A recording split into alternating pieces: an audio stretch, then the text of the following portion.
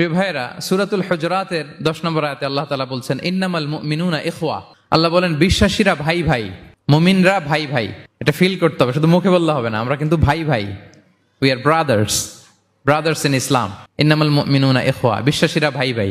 ফাআসলিহু বাইনা আখাওয়াইকুম। আর এই ভ্রাতৃত্বের মধ্যে যদি কখনো টানাপোড়েন হয়, বোঝাপড়ায় সমস্যা হয়, বিরোধ হয়, তাহলে মিলমিশ করে দিও তোমরা, সেটা আপোষে মীমাংসা করে দিও। আদেশটা কার? আওয়াজ করে বলুন না, আদেশটা কার?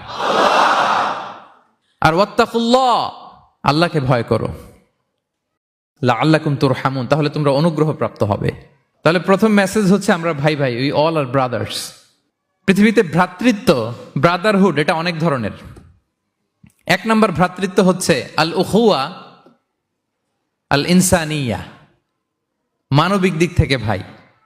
যারাই মানুষ তারাই ভাই, কারণ আমাদের আদি পিতার নাম, আদিমাতা Adam and Eve. We came from the very same source, same origin.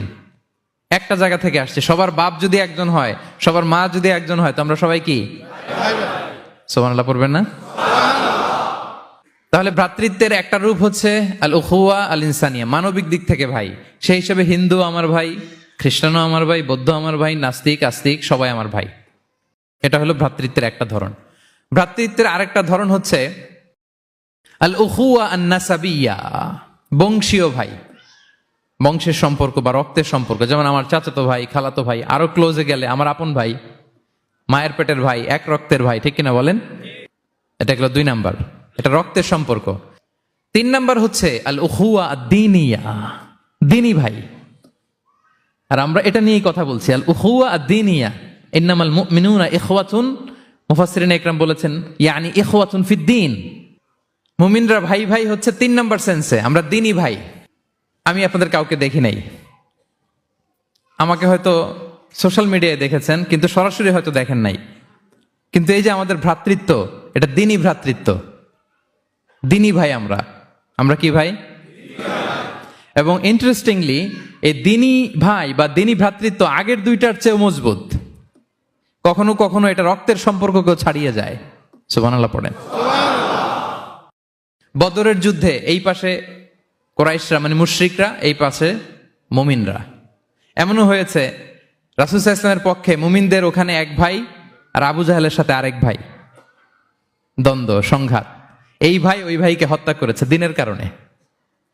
তার মানে দ্বীনি ভ্রাতৃত্ব এটা এত মজবুত, এটা মাঝে মাঝে রক্তের সম্পর্ককেও ছাড়িয়ে ছাপিয়ে উপরে উঠে যায়। আল্লাহু আকবার।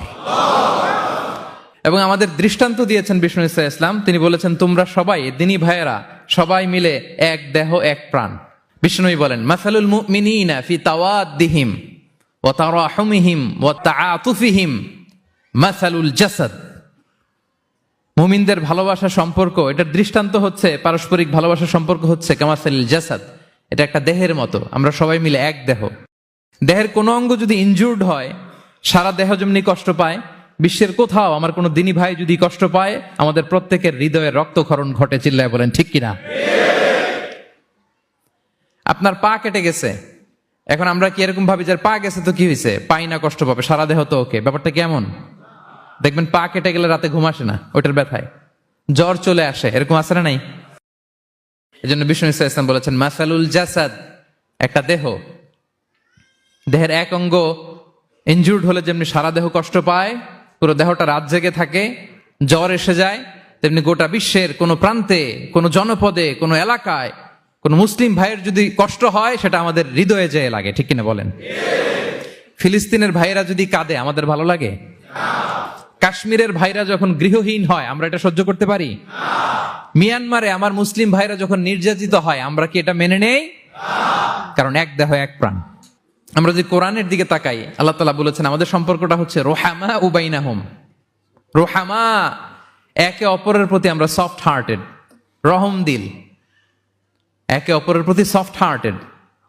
কোরআনের অন্য জায়গায় এসেছে বুনিয়ানুম মারসুস, সীসা ঢালা প্রাচীরের মতো আমাদের সম্পর্ক।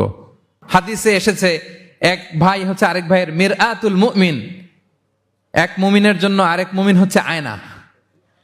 আয়নার সামনে দাঁড়ালে দেখা যায় যে আমার এখানে একটা দাগ, তারপর আয়নার সামনে দাঁড়ালে আমাকে ঠিক করে নেওয়া যায়, গুছিয়ে নেওয়া যায়। তার মানে আমার সমস্যা, আমার ভুল, আমার খুঁত, আমার স্পট, এটা আয়না বলে দেয়। মুমিনরাও এরকম, এক ভাই আরেক ভাইকে সংশোধন করে দেয়। সুবহানাল্লাহ পড়েন। এবং কোরআন কখনো কখনো আমাদেরকে বলেছে যে ওয়ায়ুসিরুনা আলা আনফুসিহিম ওয়ালাউ কানা বিহিম খাসাসা, ভ্রাতৃত্বের সম্পর্কটা এমন হবে যে নিজের প্রয়োজনের চেয়েও মুমিন ভাই তার অন্য ভাইয়ের প্রয়োজনকে গুরুত্ব দিবে। পড়েন সুবহানাল্লাহ। আমার প্রয়োজন, তারপরে আমি না নিয়ে আমার ভাইকে দিব। এরকম নিদর্শন আমাদের মধ্যে আছে না নাই? আপনারা ইয়ারমুকের যুদ্ধের নাম শুনেছেন।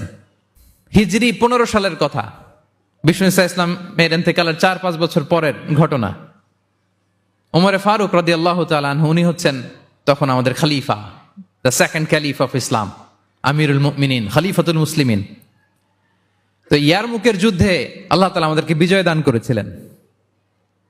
কিন্তু এমনি এমনি বিজয় আসে নাই, এমনি এমনি আসে নাই। একের পর এক সাহাবারা আহত হয়েছেন, নিহত হয়েছেন, মানে শহীদ হয়েছেন।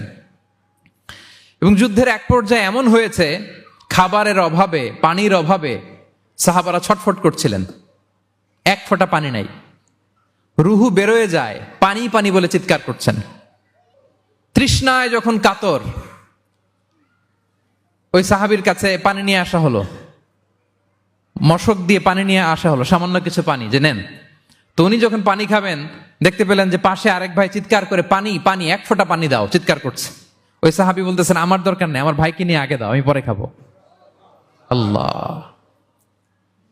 ওই দ্বিতীয় সাহাবীর কাছে যাওয়া হলো এই মশক নিয়ে, যে আপনি একটু পানি খেয়ে তার হৃদয়টাকে শান্ত করেন, ঠান্ডা করেন। তিনি যখন পানি মুখে নিতে যাবেন, পাশে আরেক ভাই চিৎকার করছে পানি পানি, এক ফোঁটা পানি দাও।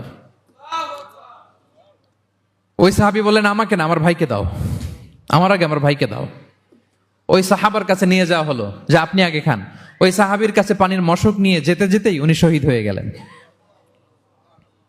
আবার মশক নিয়ে দ্বিতীয় সাহাবীর কাছে আসতে না আসতে দ্বিতীয় সাহাবীও শহীদ হয়ে গেলেন। প্রথম যিনি চিৎকার করছিলেন তার কাছে আবার মশক নিয়ে যেতে না যেতে তিনিও শহীদ হয়ে গেলেন। সুবহানাল্লাহ পড়বেন না? ওয়ায়ুসিরুনা আলা আনফুসিহিম ওয়ালাউ কানা বিহিম খাসাসা, নিজেদের প্রয়োজন থাকা সত্ত্বেও মুমিনরা তার অন্য ভাইয়ের প্রয়োজনকে প্রাধান্য দেয়। আল্লাহু আকবার। এই হচ্ছে আমাদের ভ্রাতৃত্বের দৃষ্টান্ত।